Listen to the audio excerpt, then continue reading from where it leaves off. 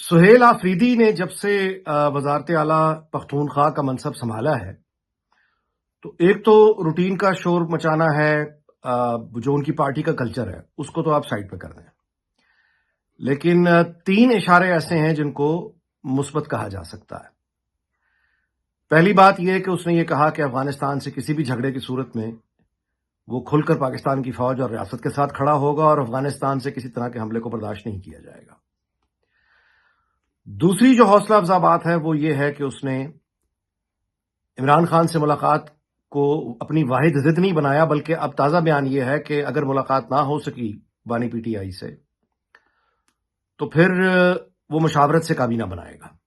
یہ حوصلہ افزا بات ہے، یعنی وہ ایک جگہ پہ ضد پہ رک نہیں گیا بلکہ وہ آگے بڑھنے کی بات کر رہا ہے کہ اگر بانی پی ٹی آئی سے اس کی ملاقات ہو گئی تو ٹھیک ہے، نہ ہو پائی تو وہ مشاورت سے کابینہ بنائے گا، یعنی کام کی طرف چل پڑے گا۔ اور تیسری مثبت بات یہ ہے کہ جب سے پی ٹی آئی اقتدار میں آئی ہے پختونخوا میں، پہلی بار اس طرح کی کوئی خبر سہیل آفریدی کے بعد سامنے آئی ہے کہ پشاور میں کوئی صفائی وغیرہ کا کام ہو رہا ہے اور وہ نوجوانوں کے لیے کچھ کرنا چاہتا ہے۔ تو ان تینوں سگنلز کو اگر دیکھیں، انداز کو دیکھیں، تو یہاں سے وہ امید نظر آتی ہے کہ سہیل آفریدی موجودہ نظام کے ساتھ چل سکتا ہے، کام کر سکتا ہے، اور وہ ٹنل ویژن کے ساتھ جو ہوتا ہے نا، ٹنل ویژن کے ایک ہی طرف دیکھنا ہے کہ بس بانی پی ٹی آئی کو رہا کرو، بس بانی پی ٹی آئی کو رہا کرو، ورنہ فساد، ورنہ تحریکیں، یہ ایک جذباتی جو آپ کہیے رد عمل ہے یا طریقہ کار ہے، یہ اعلیٰ مناصب پر بیٹھے ہوئے سیاستدان افورڈ نہیں کرتے۔ تھڑے بازی اور چیز ہوتی ہے، گلی محلے کی سیاست اور چیز ہوتی ہے، لیکن جب آپ سنجیدہ کسی منصب پہ پہنچتے ہیں تو اب ریاست کے کاروبار میں یعنی امور مملکت میں شامل ہو جاتے ہیں تو وہاں ایک طرح کی ایک سنجیدگی چاہیے ہوتی ہے، ٹھہراؤ چاہیے ہوتا ہے، اور سیاستدان ہوتا بھی وہی ہے جو دستیاب وسائل میں کام کرنا جانتا ہو۔ یہ کبھی کسی سیاستدان کا بہانہ نہیں بن سکتا کہ پہلے اس کی مرضی کے حالات ہوں گے، اس کے بعد وہ ڈیلیور کر کے دکھا سکتا ہے۔ دنیا میں ایسا کبھی نہیں ہوتا۔ تو جو حالات میسر ہیں انہی کے اندر کام کر کے دکھانا ہے۔ اچھا، اب آپ دیکھیے کہ یہ جو پشاور کی صفائی وغیرہ اور تھوڑے ڈیولپمنٹ کام ہے، یہ ہے وہ راستہ جہاں سہیل آفریدی کو چلنا چاہیے۔ اب اس کی آپ مثال سندھ کے حوالے سے لے لیجئے یا خاص طور پہ پنجاب کے حوالے سے لے لیجئے۔ پنجاب میں سیاسی طور پر آپ اختلاف کر سکتے ہیں پنجاب حکومت سے، لیکن اس بات سے ان کو دشمن بھی انکار نہیں کر سکتے کہ وہاں دن رات کام ہو رہا ہے۔ مطلب الیکٹرک بسز آ رہی ہیں، اسکوٹرز آ رہے ہیں، ایجوکیشن میں کام ہو رہا ہے، ہیلتھ میں کام ہو رہا ہے، آپ کو ہر روز کوئی نہ کوئی نیا منصوبہ نظر آتا ہے، اس پہ عمل درآمد نظر آتا ہے، کسی چیز کا فالو اپ نظر آتا ہے، کوئی نہ کوئی کام، کوئی نہ کوئی اسکیم آپ کو لانچ ہوتے ہوئے دن رات پنجاب میں دکھائی دیتی ہے۔ انوائرمنٹ کے حوالے سے ان کا کام نظر آتا ہے۔ اچھا، سندھ اور پنجاب کی حکومت کا آپس میں یہ مقابلہ بھی آج کل دکھائی دے رہا ہے کہ سندھ حکومت جو ہے وہ اپنے ڈیولپمنٹ کے کام دکھا رہی ہے کہ کیا ان کے ہاسپٹلز ہیں، کہاں پہ ان کا علاج ہے، اور اسی طرح سے پنجاب حکومت کے پاس بے شمار منصوبے ہیں۔ تو یہ ہے وہ طریقہ جہاں سہیل آفریدی کو اپنی جگہ بنانی ہے۔ وقت کم ہے ان کے پاس، یعنی تقریباً 2 سال تو آلریڈی ضائع ہو گئے ہیں۔ موجودہ نظام کے علی مین گنڈا پور ضائع کر کے چلا گیا، بالکل ضائع کر کے چلا گیا۔ تو جو ریمیننگ ٹائم ہے اس میں اگر سہیل آفریدی ڈیولپمنٹ کی طرف چلے اور مقابلہ کرے پنجاب حکومت سے یا سندھ حکومت سے ڈیولپمنٹ کے کام پہ، جتنا بھی وہ کر سکتا ہے،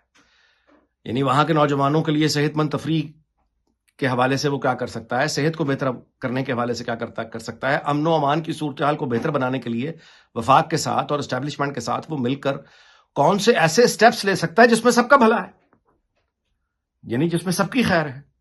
تو یہ ہے وہ راستہ جہاں سہیل آفریدی کو چلنا چاہیے، اور امید رکھنی چاہیے کہ وہ اس راستے پہ چلے گا، کیونکہ اگر واپس آ کے مڑ کے یا بانی پی ٹی آئی نے اس پر دوبارہ سے دباؤ ڈالا، دوبارہ سے اس کو بلیک میل کیا، اس پہ دباؤ ڈالا کہ واپس مڑ کے وہ احتجاج کی تحریک کی طرف آ جائے، واپس فساد کی طرف آ جائے، تو اس کا نتیجہ کچھ نہیں ہوگا ماں سوائے اس کے کہ ظاہر غریب کا جو ٹیکس ہے اس کا پیسہ اجڑے گا، اس کا نقصان ہو جائے گا۔ بانی پی ٹی آئی کی رہائی تو ہوگی نہیں، اس طرح غنڈہ گردی سے تو نہیں ہو سکتی، نہ پہلے ہوئی ہے نہ اب ہوگی۔ لیکن اگر وہ اس طرف چل پڑا سہیل آفریدی تو اس کو ملے گا کچھ نہیں فساد کے راستے میں، اور نقصان اس میں پختونخوا کے عوام کا ہوگا۔ اور دوسری بات، سہیل آفریدی کو یہ بھی ظاہر اندازہ ہونا چاہیے کہ جہاں تک وزارت اعلیٰ کا تعلق ہے، موجودہ نظام میں آپ یوں کہیے کہ اگر زیادہ ایک حد سے زیادہ آفریدی صاحب بڑھ گئے احتجاج کے راستے پر، تو پھر کہاں سے کون سی ایک ہوا چلے گی اور وزارت اعلیٰ کہاں چلے گی کسی کو پتہ بھی نہیں چلے گا، پھر ڈھونڈتے رہ جائیں گے. تو جو انہیں قدرت نے موقع دیا ہے اس کا بھرپور فائدہ انہیں اٹھانا چاہیے اور اپنے صوبے کی ڈیولپمنٹ کے لیے کام کرنا چاہیے. موجودہ سسٹم کے ساتھ رہ کر کام کرنا چاہیے. تو کو بھلائی کے راستے ہیں. بغاوت اور انقلاب میں انہیں کچھ نہیں ملے گا. افغانستان اور پاکستان کی جنگ بندی کا معاہدہ ہو گیا ہے. ظاہر ہے کہ دوست ممالک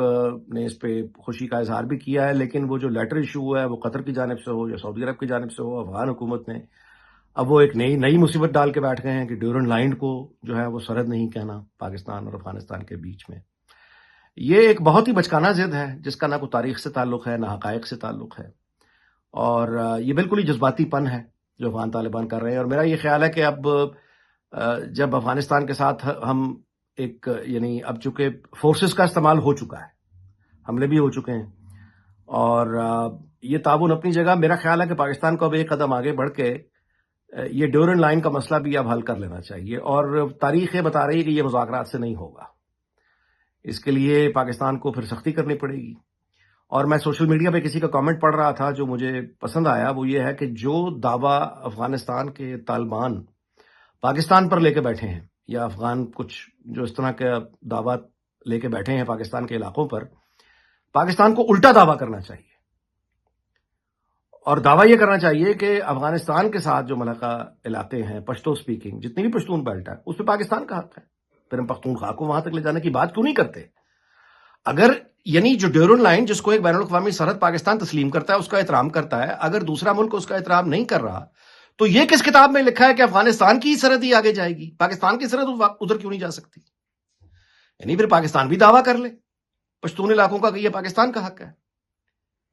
تو اگر پاکستان دعویٰ کرے گا، اس کے بعد ہے ممکن ہے کسی نہ کسی سٹیج پہ جا کے افغان طالبان کو یا تمام اس قوم کو سمجھ آئے اور وہ اسی ڈیورنڈ لائن کو ایک بین الاقوامی سرحد کی سینٹٹی اور تقدس دیں. اور دوسری بات یہ ہے کہ امریکہ تقریباً 20 سال وہاں بیٹھ کے گیا ہے، اور اس تمام عرصے کے دوران جو ڈیورنڈ لائن ہے اس کو انٹرنیشنل جو ایک آپ کہیے سرحد کا ایک بارڈر کا جو سینٹٹی تقدس ہے وہ امریکہ جیسا ملک بھی دے کے گیا ہے. امریکہ کے یعنی بیٹھا رہا ہے نا 20 سال تقریباً افغانستان میں، تو ڈیورنڈ لائن کو امریکہ بھی بین الاقوامی سرحد کی طرح ہی ٹریٹ کرتا رہا ہے پاکستان کے علاقوں میں آتے ہوئے. انہیں پتا تھا کہ یہ بارڈر ہے، یہاں سے پاکستان کا علاقہ شروع ہو جاتا ہے. تو یہ بات افغانوں کو بھی پتا ہے، وہاں کوئی بھی حکومت ہو ان کو پتا ہے کہ یہ پاکستان کی بارڈر ہے، یہاں پہ ان کی چیک پوسٹ ہیں، یہاں پہ ان کے کسٹم والے بیٹھے ہیں، یہاں پہ ان کی فوج بیٹھی ہے، یہاں پہ مطلب جو سارا علاقہ پاکستان کا ہے، تسلیم شدہ ہے، پریکٹیکلی وہی ہے. لیکن اس پر نیا پھٹا ڈال دینا کہ ہم اس کو سرحد نہیں مانتے، یہ بالکل ناجائز بات ہے. یہ بالکل ایک پاگل پنے کی بات ہے. اس کی کوئی حیثیت نہیں ہے. اگر افغانستان کے ساتھ ہمیں معاملات کو تلخ کر کے اور بزور بازو بزور طاقت ہی ان کو سمجھ آتی ہے زبان، تو ٹھیک ہے، پھر پاکستان ایک دن مجبور ہو جائے گا کہ وہ طاقت استعمال کرے اور اس کے بعد اس کو مستقل جو سرحد ہے، یہ بات ختم، یہ بحث ختم ہونی چاہیے. یہ بحث جو ہے یہ ہر چند مہینے بعد اٹھ کے کھڑی ہو جاتی ہے. اس کو ہمیشہ کے لیے اس کا خاتمہ ہونا چاہیے. اور جو پاکستان جو ڈیورنڈ لائن ہے، پاکستان کی جو سرحد ہے، وہ ایک بین الاقوامی سرحد ہے، پوری دنیا اس کو سرحد مانتی ہے انکلوڈنگ چائنا. تو اس پر کوئی بحث کرنا، اس کا نقطہ بار بار اٹھانا، یہ ماں سوائے ایک بلیک میلنگ کے اس کی کوئی حیثیت نہیں ہے.